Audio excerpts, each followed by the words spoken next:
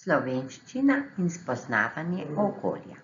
Danes bova spoznala pri posameznih primerih, kaj se zgodi najprej, kaj se zgodi potem in kaj se zgodi nazadnje.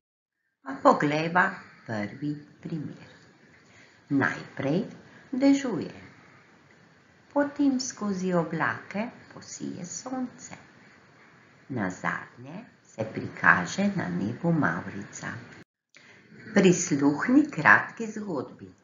To si počel verjetno tudi ti sedaj, ko je bilo snega. Tine, Nika in Jaša so se igrali na snegu. Odločili so se, da bodo naredili snežaka. Najprej so naredili 5 različno velikih kep.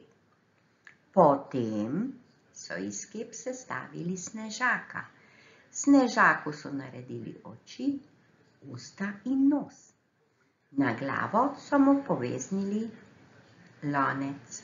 Nazadnje so mu dali v roko metlo. Kaj so naredili najprej? Najprej so naredili 5 različno velikih kep. Kaj so naredili potem?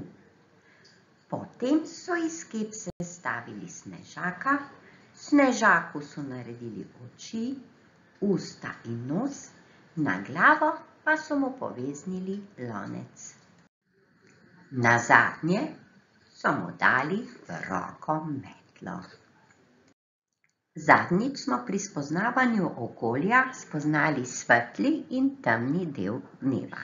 Svetli del dneva imenujemo dan, temni del dneva imenujemo noč. In tako se noč in dan izmenjujeta.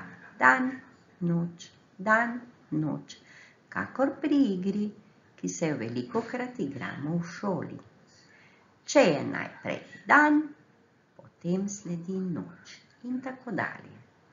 Kaj pa ti počneš podnevi?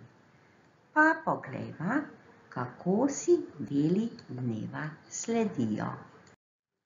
Zjutraj, ko sonce vzide, najprej vstaneš iz postelje. Potem se umiješ in oblečeš in nazadnje zajtrkuješ. Ta del dneva imenujemo jutro. Potem se odpraviš v šolo, kjer celo dopoldne vestno opravljaš šolske dolžnosti. Ta del dneva imenujemo dopoldne. Ko je sonce najvišje na nebu, sledi kosilo, ki ga poješ v šoli ali doma. Ta del dneva imenujemo opoldne. Po kosilu opraviš domačo nalogo. Potem sledi prosti čas. Lahko ga izkoristiš tako, da odideš na sprehod ali pa se ukvarjaš z dejavnostmi, ki jih imaš rad. Igraš nogomet, rišeš s kredo, igraš na inštrument in še veliko drugega. Ta del dneva imenujemo popoldne. Zvečer poskrbiš za osebno higieno, poješ večerjo, mogoče pogledaš kakšno risanko in se odpraviš v posteljo. Ta del dneva imenujemo večer. Pripravi zvezek z medvedkom. Napiši naslov. Deli dneva. Prepiši prve 3 povedi.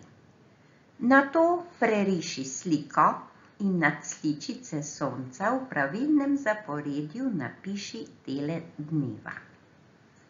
Ko boš končal z risanjem, pa spodaj zapiši nekaj povedi o tem, kaj delaš v posameznem delu dneva. Želim ti lep dan še naprej.